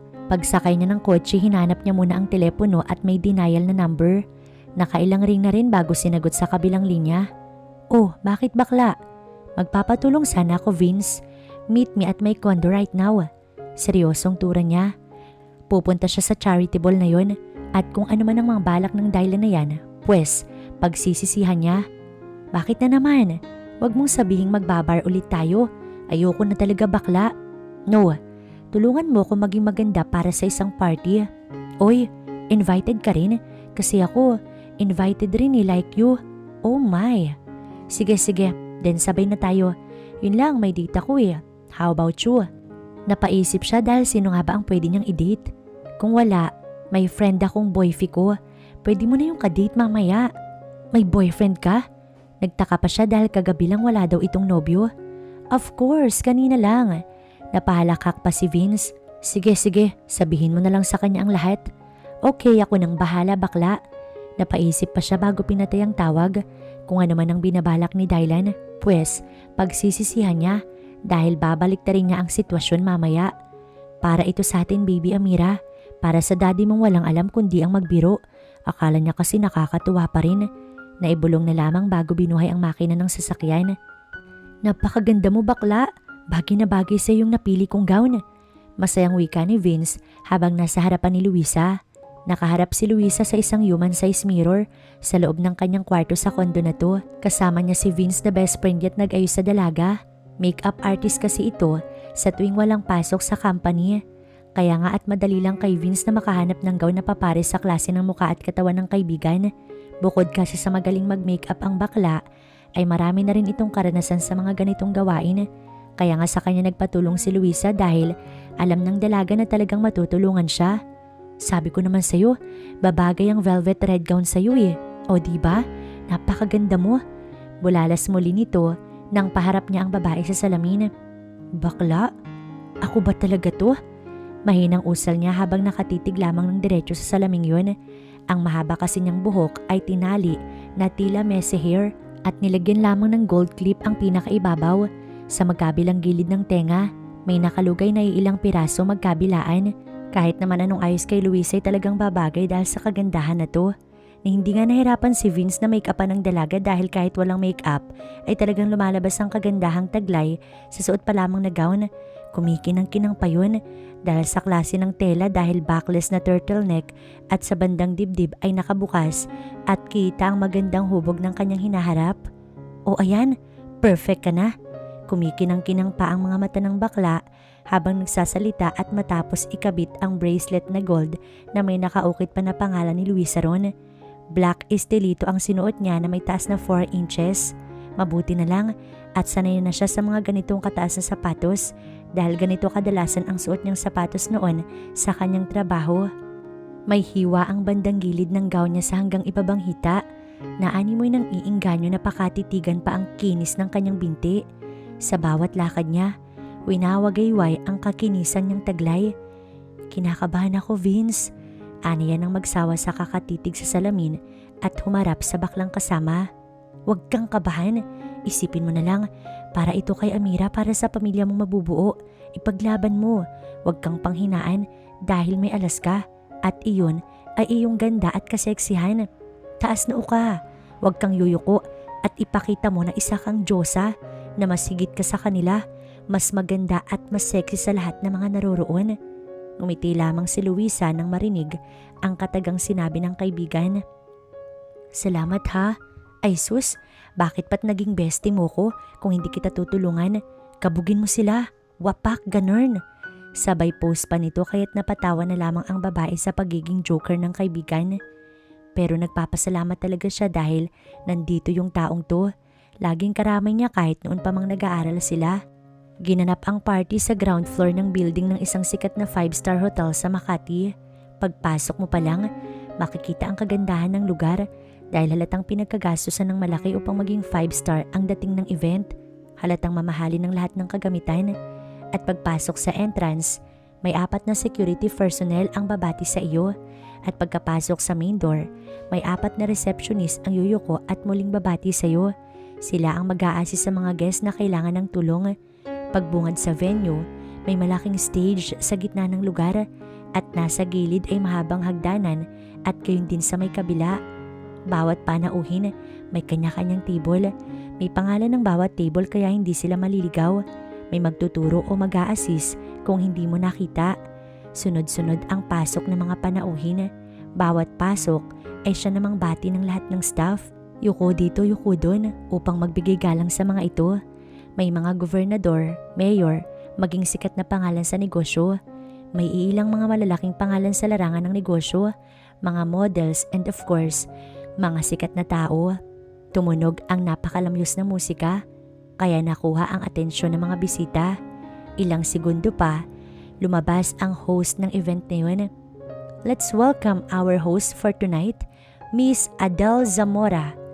Maganda, sexy sa gown nitong suot na maroon, turtleneck na walang manggas at bumagay ito sa payat na babaeng kagaya niya.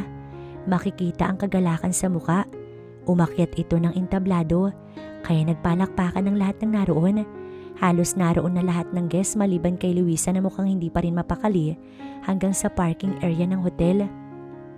Good evening everyone. I am Adele and I'm your host for tonight. Sana wag kayo mababagot sa pagmumukha ko. Napatawa ang lahat dahil sa birong iyon ng babae. Vince, mauna na kayo. Susunod na lang ako. Magsi-CR lang ako sandali. Pagbaba ng sasakyan ay agad siyang nagpaalam. Dala ang kaba at nervyos at the same time. Okay sige, sumunod ka ha o baka gusto mong pasamahan pa kita kay Renan. Si Renan ang escort niya na kaibigan ng boyfriend ni Vince. Gwapo ito pero hindi niya type. No need. Are you sure? Oo, hintayin mo na lamang ako sa entrance. Umiti pa siya para sumang-ayon ng lalaki. Sweet si Renan at gentleman din pero wala sa lalaki yung isip niya. Okay din. Sabat ng binata bago tumalikod upang sumunod kay Vince at sa boyfriend ng bakla. Nakalingkis pa ito sa lalaki. Buti pa si Vince, may love life. Siya ni wala man lang sumundo kasi ang dahilan na gago nakikipagharutan sa iba. Umanda ka talaga sa akin. Bulong niya bago tumalikod upang hanapin ang CR. Pagkatapos niyang mag-CR, pinagmasdan pa niya ang mukha sa salamin sa loob nun. Napangiti siyang mag-isa. Nang mapagtantong okay na, binuksan niya ang pinto at lumabas ng CR. Hahakbang na sana siya upang tunguhin ang entrance nang may nakita siyang sign sa gilid ng gusali. To the event, yun ang nakalagay kaya sinundan nito ang araw habang palinga-linga. Kahit kailan talaga, hindi siya magaling sa mga to. Kaya para hindi mawala, kung saan nakaturo ang sign, doon din siya dumaan. Hanggang sa tumigil ang araw sa malaking pintuan. Welcome ang nakasulat sa gitnang bahagi ng pintuang yun. May naririnig itong boses ng babae, mukhang MC yun ng event. Pakinggan natin ang talumpati ng ating napakagandang event manager, designer, model at anak ng A&A Builders. Give her a round of applause, Miss Amanda Chavez. May pumapalakpak at may sumisipol. Galak ang lahat dahil siguro sa babaeng tinawag. Tumigil muna si Luisa at nakinig ng sandali. Hello, good evening everyone. Gusto ko lang sanang sabihin at itama ang sinabi ng ating MC kanina.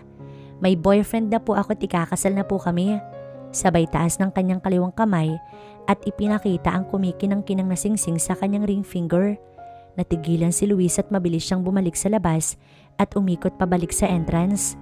Renan, let's go. Aniya bago humakbang papasok ng gusali. Kinakabahan siya kaya't mabilis itong pumasok sa venue. And he is here. Hindi niya ako binago dahil lagi siyang supportive sa lahat ng ginagawa ko. Ngiting-ngiti ito sa lalaki na hindi man lang siya tinatapunan ng tingin. My fiancé, Mr. Dylan Del Fuego. Halos gumuho ang mundo ni Luisa habang papalapit sa mga taong nasa unahan. Para siyang maiiyak pero pinipigilan niya ang mga luha. Lumapit naman si Vince at halata ang pag-aalala sa mga mata ng baklang kaibigan. Mahal mo, di ba? Bakit hindi mo pigilan? Tignan mo, mas maganda, mas sexy ka kaysa dun sa Amanda. Ewan, sige na, kunin mo yung dapat ay sayo. Huwag kang panghihinaan dahil ikaw ang pinakamaganda sa loob ng hall na ito. Wika niya sa dalagang pinipigilan ng mga luha. Kita rin ang kakaibang tapang sa mga mata nito na kinangiti ni Vince habang isang kamay ay nakalingkis sa kadate na to. Amanda, what are you doing? Hindi ito ang pinag-usapan natin. Maging si Dylan ay nagulat din dahil sa in-announce ng babae sa mga panauhin. Why? Wala namang masama dun, Dylan. Wala na rin kasi ako maisip maliban dun eh. Look, Madali namang makalimutan ng mga tao yung mga ganito, kaya wag mo nang problemahin. Beside, kung maging totoo man yung kasal, so why not, diba? I love you and you know it. Lumingkis pa si Amanda sa braso niya, ngunit akmang hihilahin niya ang kamay, ay bigla namang lumapit ang ilan sa mga press na naroon. Miss Amanda, hindi mo nasabi na napakagwapo pala ng fiancé mo.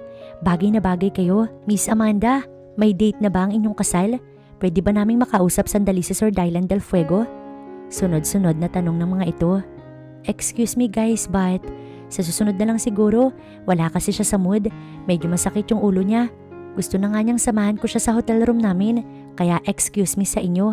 Miss Amanda, sandali lang po. Miss, maitatanong pa ako. Ngunit agad nang tumalikod ang babae. Hila-hila si Dylan para ilayo sa mga makukulit na press. Why? Tinutulungan lang naman kita. Agad kasing winawasiwas ni Dylan ang braso upang makawala sa pagkalingkis ng babae. Look, Amanda, hindi na tayo bata para maglokohan. You know me, at una pa lang, hindi kita gusto. At no chance na maging tayo. We are friends. Just friend. At magtatapos sa pagkakaibigan. Huwag mo nang pahirapan yung sarili mo, Amanda. You're beautiful at makakahanap ka pa ng masigit sa akin. Kaya please, stop this nonsense dahil wala akong... No, I know you love me too. Kaya please, Dylan, give me a chance.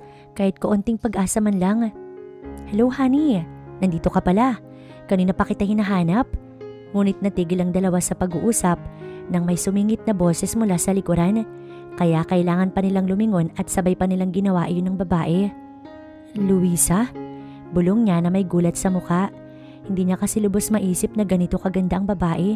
Napaka-sexy nito sa suot na gown at napalunok pa siya ng sunod-sunod nang makita ang hubog ng dalaga. Oh, may kausap ka pala. I'm sorry. Who are you anyway? At lumingkis pa siya gamit ang dalawang mga kamay sa braso ng binata na ikinagulat pa ng lalaki. Ngunit nang umiti si Luisa, natigil ang pag-iisip at sinabayan ang nais ng babae. You don't know me?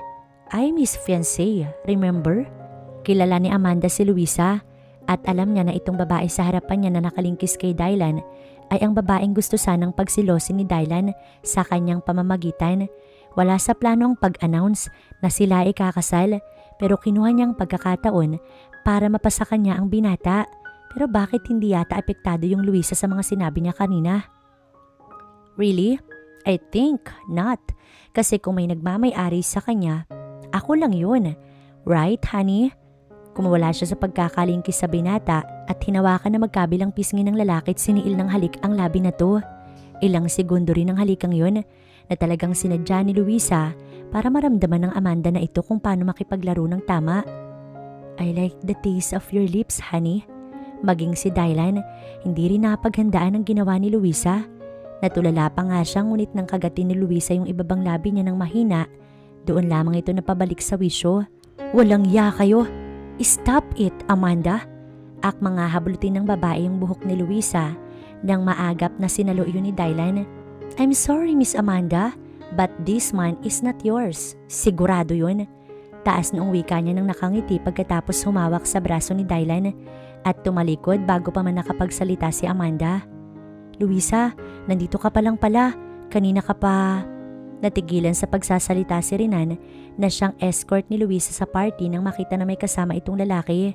Hindi nagsalita si Dylan, ngunit halata ang galit sa mga mata na to habang nakatingin sa babae.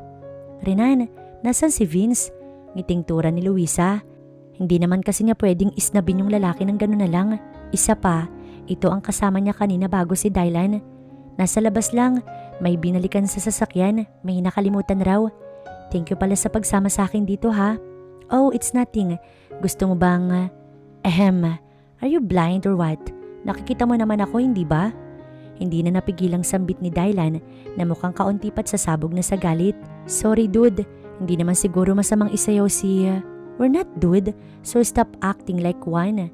Diretsahang wika na to. Ouch, why did you do that? Siniko kasi siya ni Luisa dahil sa kabasusan. Sorry ha, pero hindi kasi pwede. Salamat. Nagpasalamat ka na, di ba? Magpapasalamat ka ulit. Kunot na ang wika niya sa babae. Kaya bago pa masapak ni Luisa ang katabi, ay agad na lamang niyang hinila palabas ang lalaki. Kailangan niya makausap ang taong ito dahil sa nangyari kanina. Kailangan din niyang malaman kung ano ba talaga sila para matapos na ang gumugulo sa kanyang isipan. Hindi niya nakita sa party yung ate at kuya niya. Mukhang hindi sila pumunta. Hoy bakla, uuwi na kayo? Hindi ka pa nakakakain, kumain muna tayo. Pagdating sa parking ay nasalubong nilang dalawa si Vince at ang boyfriend na to. Hey dude, sabay taas ng kamay upang makipag-appear, ngunit tinignan lamang ito ng masama ni Dylan. Stop calling me that way, cause we are not. Madiing anas niya sa nobyo ni Vince. Hindi na Vince, mag-usap na lang tayo sa ibang araw ha, at pakisabi sa boylet mo sorry. Bumulong siya para iwasan ang pagmamaldito ni Dylan. Tumango naman si Vince at pilit nang umiti. Good luck bakla. Ani pa nito ng mahina bago tumalikod kasama ang nobyo. Umalis sila ng party ng oras ding yon at hindi alam ni Luisa kung nasaan sila dahil ibang daan ang tinatahak ng driver na to. Hindi na rin siya nagtanong dahil mula kanina masama ang loob niya. Hindi lang masama, kundi galit talaga siya. Kaya habang nasa biyahe, inabala na lamang ang sarili sa pagtitig sa labas ng bintana. Ngunit natigil siya nang biglang tumigil ang sasakyan. Tell me who's that guy? Seryoso nitong panimula. Bakit ko sasabihin na hindi man lang niya tinapunan ng tingin ng lalaki? Tell me kung sino siya. Ngunit nang biglang lumakas ang boses nito at biglang sinipa ang pinto ay agad siyang napalingon. O bakit? Sige, sirain mo, sa'yo naman yan eh. Agad niyang binuksan ang pinto sa gilid niya at mabilis na lumabas ron. Sumunod naman si Dylan na may galit sa muka. Nasa tabi pala sila ng kalsada at ang nasa di kalayuan ay dagat na. Iniisip niya kung nasan sila kasi hindi siya familiar sa lugar na to. Malamig at wala rin siyang dalang kahit na ano. Wala pa man ding takip ang kanyang likuran. At nang biglang umihip ang hangin ay mas lumamig pa dahilan para mapayapo siya sa sarili. Ngunit nagulat siya nang mabawasan ng nararamdamang lamig nang may lumapat na tela sa likod nito patungo sa harapan niya. Sinabi ko sa'yo huwag kang magsusuot ng mga daring na damit. Bakit ba hindi ka nakikinig? Walang sagot mula kay Luisa dahil talagang masama ang loob niya dahil sa nangyari kanina. Totoo ba yung sinasabi ni Amanda? Yokong tanong niya. Why? Are you jealous? Totoo ba? Pag-uulit niya na may kalakasan at agad na humarap sa kausap. Nagsiselos ka no? Napangisi pa ito na ani mo'y nasisiyahan. Ngunit nang akmang magsasalita na si Luisa, biglang tumunog ang cellphone nito na nasa upuan ng sasakyan. Kinuha niya iyon at agad na sinagot. Bakit ate? Pabulong na sambit niya upang hindi marinig ni Dylan. Hinahanap ka ng anak mo, kausapin mo. Ilalagay ko sa tenga niya yung cellphone. Hello baby, how are you? Miss na kita. Ngunit bago pa natapos ni Luisa ang sasabihin, inagaw ni Dylan ang cellphone nitong hawak. Who is this? Your boyfriend? Nanlilisik na mga mata na halatang galit na galit. Mama, miss you mama. Mautal-utal na usal ng bata. Bigla namang natigilan si Dylan nang marinig ang tinig na yon at napuno ng pagtataka ang mukha nito habang nakikinig sa boses na napaka-cute at ang sarap pakinggan. Kakaiba rin ang naramdaman niya habang pinakikinggan ang bawat pagsasalita nito na halos hindi naman niya maintindihan. Sasagot na sana siya nang biglang agawin ni Luisa ang cellphone sa lalaki. Sino yung ama ng bata? Yun ang agarang tanong ni Dylan sa kanya. Wala ka nang pakailam kung sino man yun. Sagot niya bago pumasok sa sasakyan. Agad na sumunod ang lalaki sa loob at muling nagtanong. Ilang taon na siya? Tukoy sa bata. Ihatid mo na ako dahil gusto ko nang magpahinga. Pero parang walang balak si Luisa na sagutin ang mga tanong ng binata. Anak ko ba siya? Malakas ang kutob niya kaya't walang alinlangan niyang tinanong yon. Natigilan naman si Luisa at binaling sa labas ang mga mata upang iwasan ang titig ni Dylan. Tell me Luisa, anak ko ba siya? Malakas at madiin na ang mga iyon, ngunit hindi man lang siya sinagot ng dalaga dahil mas pinili nitong lumabas upang makahinga siya ng maluwag. Para kasing naninikip ang dibdib niya dahil sa mga tanong na pinupukol ni Dylan. Napabuntong hininga siya habang nakaharap sa dagat. Anak ko ba Luisa? Bakit hindi mo sinabi? May bala ka pa bang itago siya? Hanggang kailan mo gagawin? Niwala ka man lang mabanggit sa akin kahit minsan? Mabilis namang sumunod si Dylan. Oo, anak mo siya Dylan. Alam mo ba kung bakit ayokong sabihin sa'yo? Dahil ayokong umasa yung anak ko. At piliting tanggapin mo dahil alam kong aksidente lang ang nangyari sa atin. Habang nagsasalita, patuloy na dumadaloy ang mga luha sa mga mata niya. Hindi niya mapigilan Lalo na at anak niya ang pinag-uusapan. Mahal na si Amira kaya hanggat maaari, ayaw niyang masaktan ng bata. Mabuti na lamang at wala pa itong muwang kahit hindi pa siya nahihirapang magsinungaling. Laging sinasabi niya kay Amira na nasa malayo ang papa nito kaya't hindi nila kasama. Hindi niya alam kung naiintindihan ng bata pero sana lang ay oo. At hanggat maaari at pwede pa siyang itago ay oo, itatago ko siya sa'yo. Hanggang sa malaman ko yung totoong nararamdaman mo para sa akin. Napahagulgol na si Luisa sa mga huling salitang binitiwan. Hindi niya na kinaya pa. Noon pa man, gusto niyang sabihin kay Dylan, ngunit nag-aalangan siya na baka hindi talaga siya gusto nito at ayaw niyang mapilitan lamang ito na tanggapin si Amira. Hindi deserve ng anak niya ng ganun. Sinong nagsabing hindi kita mahal? Saan mo nakuha yung ideya na aksidente lamang ang lahat? Hindi aksidente yun, Luisa. Ikaw lang ang nakainom ng gabing yun, remember? Pero ako, gising na gising at wala man lang bahid ng alkohol sa katawan. Sa tingin mo ba? Gago ako para angkinin ka ng wala man lang dahilan? You know me well. At kilala mo kung anong klase akong lalaki. Hindi ako gagawa ng isang bagay na hindi ako sigurado. Wika nito bago yumakap mula sa likuran ng dalaga. Mahal kita noon pa man. Ikaw lang itong nag-iisip ng iba. Ikaw lang itong nag-overthink na wala namang katotohanan. Mahal na kita simula nang humagulgol at yumakap ka mismo sa akin. Nang sabihin ko sa yung ako sana yung magiging donor ni kuya kung walang magbibigay ng puso. Did you forget that? Kasi ako, hindi ko nakakalimutan yun, honey. Dahil ng mga oras na yun, napatunayan kong kaya ko palang ibaling sa iba yung nararamdaman ko. I really love you simula pa noon. Napalingon si Luisa nang marinig ang lahat ng iyon at pinahid ang mga luha. Hindi ka napipilitan lang, baka niloloko mo. Halik ang nagpatigil sa kanya mga sasabihin. Halik na may buong pagmamahal, halik na puno ng pag-iingat, halik na puno ng pagsuyo at kasiyahan. Mahal kita at pwede bang tigilan mo na yung kakaisip ng kung ano-ano pa? Dahil ikaw lang din ang nagpapahirap sa sarili mo. Ikaw lang din ang nasasaktan sa mga pinagsasasabi mo. Aniya, pagkatapos siyang halikan ng binata, parang naging maluwag na rin at wala na ang paninikip ng kanyang dibdib. Parang ngayon lang siya nakabitaw sa isang lihim na matagal din niyang itinatago. Iba pa rin talaga kapag wala kang sekreto. Masarap sa pakiramdam ang ganito na wala kang kinatatakutan na tinatago. Matapos ng tagpong yon, umuwi na nga sila. Ngunit bago inihatid ni Dylan si Luisa sa kondo nito, dumaan muna sila sa fast food para maghapunan. Hindi pa kasi sila kumakain simula kanina. Hindi na nga rin sila nakakain sa party dahil sa mga nangyari. Masaya ang buhay, lalo kung wala kang lihim sa isang tao. Masaya ang buhay kapag hindi ka nagsisinungaling, walang lihim o anumang sekreto. Nakakatulog ka sa gabi nang walang isipin, walang gumugulo sa utak mo at puso. Di ba nakakahinga tayo ng maluwag sa tuwing umaamin tayo sa isang kasalanan? Isang linggo rin ang dumaan bago sila muling nagkita ni Dylan. Naging busy kasi si Luisa nito mga nakaraan. At ngayon din ang dating ng ate sa hari niya at bibi Amira. Kaya maaga pa, naganda na siya para sunduin yung anak niya sa airport. Nasabi na rin niya iyon kay Dylan at ngayon ay parating na ang binata. Si Ella hindi makakasama dahil sa morning sickness na to. Maging si Demit ay wala rin halos tulog dahil sa pag-alala nito sa fiancé at siya rin kalimitan ang nag-aalaga kay Deltor. Parang ang umaayaw na ito at hanggang baby number 2 lang daw muna sila dahil siya ang talagang kawawa. Si Demit ang nagpaliwanag kay Ella sa anak ni Luisa. Nung una, medyo nagtampo pa ito ngunit lumipas din naman at masaya naman talaga si Ella para sa kapatid niya.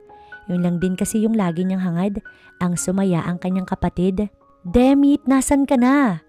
Halos mabingi yung lalaki habang nasa CR nang tumawag na naman si Ella. Sandali lang sweetie, naliligo ako. Agad siyang sumilip sa CR para lamang sumagot. Mabilis kasing mainipang babae, lalo na kapag may ipapakuha ito. Yung biko ko. Maktol na to sa kanya. Oo, sandali lang. Tapos na rin naman ako. Ilang minuto lang yata siyang naligo. At heto palabas na pero masaya siya dahil kahit mahirap, nag-i-enjoy naman siya. Ang kasal ay muling na-extend. Ang balak na nga lang nila ay double wedding na lamang. Mas masaya kasi kapag ganun ang nangyari. Hihintay na lamang siguro nilang mag 7 months ang tiyan ng babae bago muling aksyonan ng lahat. Hindi rin naman sila nagmamadali, pero habang tumatagal ang kasal, mukhang hindi mapigilang sila ay dumami at mukhang sa ilang buwan ay may magtatakbuhan na sa loob ng kanilang bahay. Kung masaya siya, syempre, ganun din si Dylan at Luisa. Baby, Hindi niya napigilang tumakbo palapit sa kakarating lamang na si Sahari habang buhat ang napaka-cute at adorable na si Baby Amira. Agad niyang kinuha ang anak at pinugpog ito ng halik sa noo, sa pisngi at sa leeg. "Mama, miss you mama." Hiyaw ng bata habang panay ang tawa dahil sa kiliti. Nang makalapit si Dylan ay sandali siyang pinakatitigan ng bata. Nakangiti ang binata habang nasa tabi ni Luisa. Hindi maipinta ang kasiyahan sa mga mata nito habang titig na titig sa anak nila ni Luisa. May namumuo na ring luha sa kaliwang mata nito na anumang oras ay papatak na kapag hindi niya pinigil. "Papa?" Nagkatinginan ng dalawa nang banggitin iyon ni Amira. Nagtataka kasi si Luisa kung bakit kilala ng bata ang papa na to. "Sorry, pinapakita ko kasi yung picture ni Sir kapag umiiyak siya. Sinasabi ko rin na siya yung papa ni Amira." Kamot batok at pilit ng ngiting ani niya. Napangiti naman si Luisa kahit na pinangunahan siya. Mabuti na ito at hindi siya mahihirapan pang magpaliwanag. "Salamat ate." Mahinang usal niya na lamang. Buong galak namang kinuha ni Dylan ng anak at sa unang pagkakataon ay nahawakan din niya ang anak at ang mga luhang nagbabadyang pumatak ay tuluyang dumaloy sa pisngi niya habang yakap-yakap ang anghel na nabuo dahil sa hindi sinasadyang pagmamahal na nabuo sa kanyang puso, pagmamahal na hindi man lang sumagi sa isip niya, ngunit tumubo dahil sa isang yakap at iyak ni Luisa sa kanya noon. Parang isang panaginip lamang ang nangyaring ito, pero kung panaginip, wag na sana siyang magising dahil dito siya masaya, dito siya naging buo dahil sa hindi inaasahang pamilya na mayroon pala siya. "Papa, you miss Ayla?" Tanong ng batang napansing hindi siya binibitawan ng ama at patuloy lamang siya nitong niyayakap. "I really miss you my love, I really miss you." Napaiyak na lamang din si Luisa dahil sa nasasaksihan ngayon. Patuloy lamang tinutuyo sa pamamagitan ng palad. Tinatapik-tapik naman siya ni Sahari ng oras na yon at umiiyak din. Walang nais si Sahari kundi mabuo ang pamilya ni Luisa. At kung tatanungin kung may crush pa ba siya kay Dylan, kaya niya nang sabihing hindi dahil may afam na kasi siyang boylet at lilipad na din yon papunta rito. Excited na nga siyang mayakap ang ka-long distance relationship niya. Dumiretso sila sa bahay ng ate Ella niya para daw sa isang malaking homecoming. May salo-salo doon na si Demit pa rin ang nakatoka dahil kahit si Ella ang nagplano, si Demit pa rin naman ang gagawa. Ano bang magagawa niya gayong parang gobernador kung makapag-utos yung fiancé niya? Di bale, mahal naman niya ito. "Ay, ang ganda-ganda naman ng pamangkin ko." Halos ipasok niya sa bulsa ang bata dahil sa pagkagusto rito. Maging si Deltor, pilit ding inaabot ang pinsan na hawak ng kanyang mama. Mukhang nagsiselos. "Ate, baka umiyak na yung baby sa ibaba mo." Ani naman ni Luisa at takmang bubuhatin si Deltor nang bigla nga itong umiyak. Kaya't mabilis na ibinalik ni Ella si Baby Amira kay Luisa dahil nagselos na talaga ang panganay. Nagtawanan naman ng lahat habang nasa teres ang lahat. Doon na sila kumain para maaliwalas daw. Malapad naman yun kahit walang problema. "Double wedding na lang tayo. Hintayin nyo na lamang mag 7 months yung tiyan ko. Medyo hindi na ako masela ng mga panahong yun. Na-cancel na namin ang lahat kaya wag kayong tatanggi." Nagtitigan naman ng dalawa habang nasa kabilang bahagi ng mesa. Ngumiti si Dylan bago sumagot. "Baka i-move mo ulit kapag nabuntis ko si Luisa ate." Natampal tuloy siya ni Luisa na katabi lamang din niya. "Bunganga mo." Pahabol pa niya.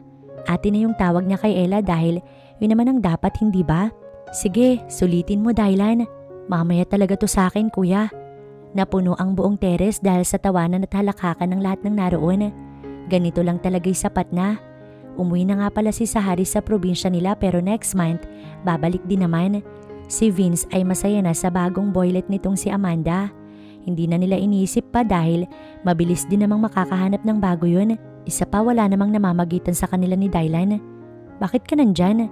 Nakalatag kasi ng comforter si Dylan sa ibaba ng kama. Hindi na sila umuwi at dito na lamang natutulog kila Ella. Mahirap na dahil maulan pa naman ngayon. Baka ubuhin ng baby nila na nasa crib at tulog na tulog. "Okay ka lang ba?" Kahit noon, masyadong formal si Dylan. Ayaw niyang pangunahan ng babae.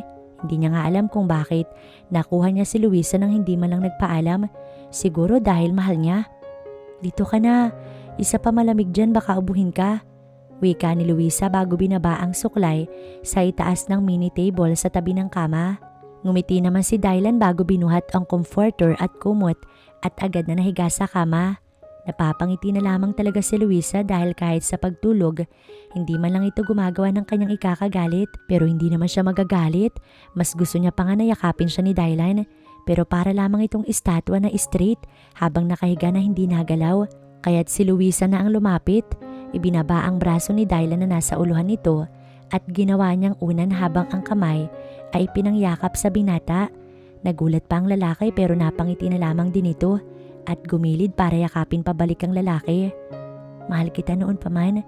Salamat sa yakap mo dahil nalaman ko na ikaw talaga yung para sa akin, honey. Itatama ko yung lahat at ibibigay ko yung lahat ng nararapat para sa inyo ni Baby Amira natin. Mahal din kita, honey. Nang marinig ni Dylan ang huling salitang yun, yumuko siya ng kaunti at itinaas ang panga ng babae. Kasabay ng masuyong halik na pinagkaloob na to. Hindi naman nagpumiglas si Luisa dahil maging siya ay tumugon na rin. Napapikit pa nga siya upang damhin ang mga labi ni Dylan at may huling patak ng luha ang nahulog sa kanyang mga mata.